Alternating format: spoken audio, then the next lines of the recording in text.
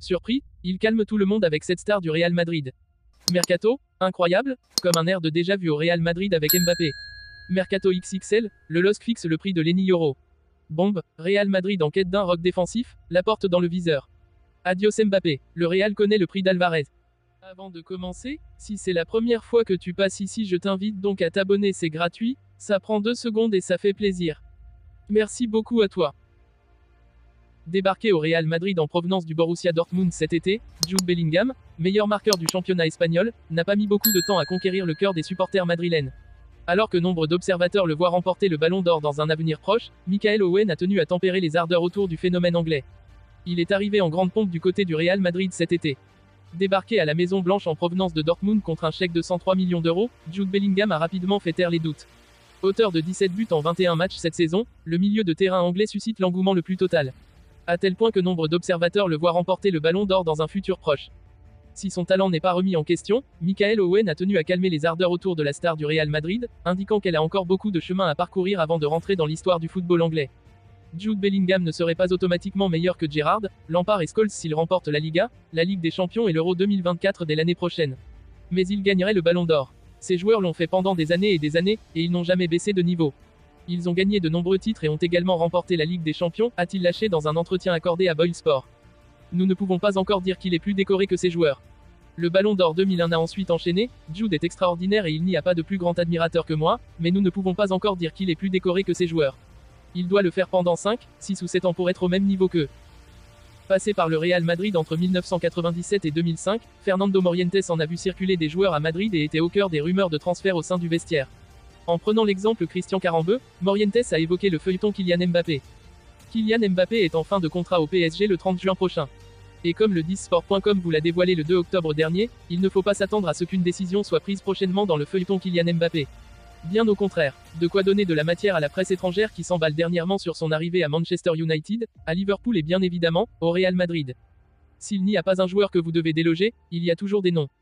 Ancien joueur du Real Madrid, Fernando Morientes a lancé un avertissement à José Luqui, malgré ses performances, ne va pas manquer aux incessantes rumeurs sur son éventuel successeur en la personne de Kylian Mbappé. Au Real Madrid, on vit toujours sous l'épée de Damoclès. Car s'il n'y a pas un joueur que vous devez déloger, il y a toujours des noms qui viennent prendre votre place. Et bien sûr, le joueur a des doutes. Mais c'est ça, être dans les grandes équipes, l'exigence de devoir donner le maximum et, si on n'est pas capable, d'abandonner le navire. C'est une pression difficile. Je me souviens qu'à mon époque, la psychologie n'existait pas, ou si elle existait, nous ne l'utilisions pas comme nous le faisons aujourd'hui. Et dans le football professionnel, on oublie parfois la personne, on ne peut pas toujours être au maximum de ses capacités mentales et émotionnelles. Carambeu, nous en avions assez de temps de spéculation.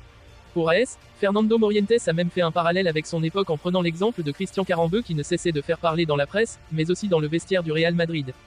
De mon époque, je me souviens de Carambeu. Et s'il venait à Madrid, et s'il allait au Barça? Il a fait la couverture de tous les journaux. Il est clair que les circonstances sont différentes, le football a beaucoup changé et ce sont aussi deux footballeurs complètement différents. Mais je me souviens que dans le vestiaire, on en parlait au jour le jour. Et nous en avions assez de temps de spéculation. Très attentif à l'évolution de Lenny Yoro, le PSG ne lâche pas l'affaire. Seul problème, le LOSC n'entend pas se laisser faire. Si le club nordiste a fixé un prix de départ à 50 millions d'euros, rien n'indique que Lille cédera, d'autant qu'il travaille actuellement sur une prolongation de son talentueux défenseur central de seulement 18 ans. Le LOSC PSG prévu le 17 décembre prochain pourrait revêtir un autre intérêt, derrière le volet purement sportif. En effet, comme nous vous l'avions révélé, le Paris Saint-Germain lorgne avec envie le défenseur central Lenny Yoro, étincelant avec le LOSC depuis le début de saison. Supervisé à plusieurs reprises, le talentueux français âgé de seulement 18 ans a tapé dans l'œil des recruteurs parisiens, et du conseiller sportif Luis Campos. Ce dernier est surtout décidé à aller vite et à verrouiller ce transfert le plus tôt possible pour doubler la concurrence. Car concurrence il y a, dès qu'un jeune joueur brille au sein d'un club de L1. On parle ici de formations comme le Bayern Munich ou encore le Real Madrid qui veut faire de Yoro son nouveau Raphaël Varane. Pour prendre tout ce beau monde de court, Luis Campos sait ce qu'il a à faire. Le PSG disposé à prêter le joueur. Il doit d'abord s'évertuer à se mettre d'accord avec le joueur et son entourage. Si des premiers contacts informels ont été noués, Campos doit rencontrer très prochainement Yoro et ses proches pour leur expliquer comment il compte intégrer le prodige lillois dans le projet PSG. Ensuite en proposant un plan clair et défini au joueur. Avec la possibilité donc de le prêter dans la foulée au LOSC pour finir la saison.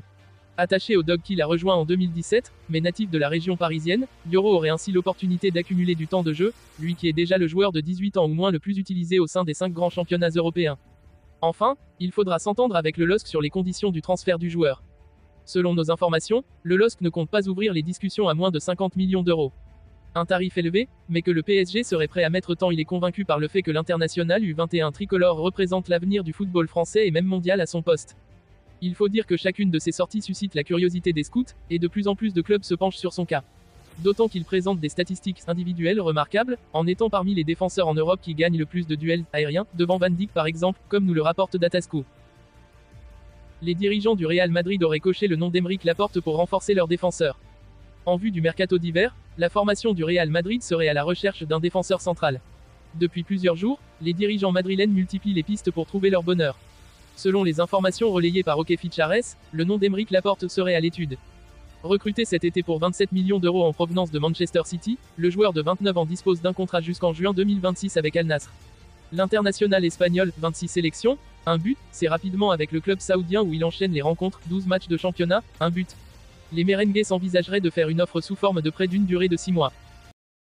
Il faudrait une offre d'au moins 80 millions de livres pour que Man City envisage de vendre l'attaquant Julian Alvarez, selon Football Insider. Le record actuel de départ de City est la transaction de 47,5 millions de livres sterling pour Raheem Sterling à Chelsea en 2022. Les clubs intéressés devraient dépasser largement ce chiffre pour ouvrir la porte à une éventuelle opération pour Alvarez. Cependant, Football Insider a révélé jeudi, 28 octobre, que Man City est convaincu que l'attaquant restera au club malgré l'intérêt du FC Barcelone et du Real Madrid. Une source bien placée a déclaré à Football Insider que City n'a pas besoin d'argent, et qu'il est désespéré de garder Alvarez. Le vainqueur de la Coupe du Monde a été recruté pour un montant de 14,1 millions de livres sterling en janvier 2022. Les nouvelles exclusives sur les transferts sur la chaîne YouTube TV de Football Insider. Il a largement contribué au triomphe de City la saison dernière, inscrivant 17 buts et délivrant 5 passes décisives en 49 matchs.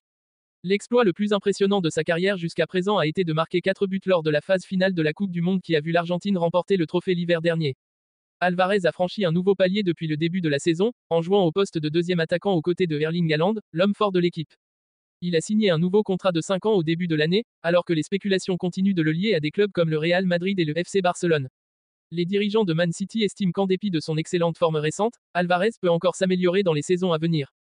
Football Insider a révélé que des personnalités clés estiment que le joueur de 23 ans est prêt à passer au niveau supérieur, bien qu'il ait déjà illuminé la Première Ligue et la Coupe du Monde au cours des derniers mois.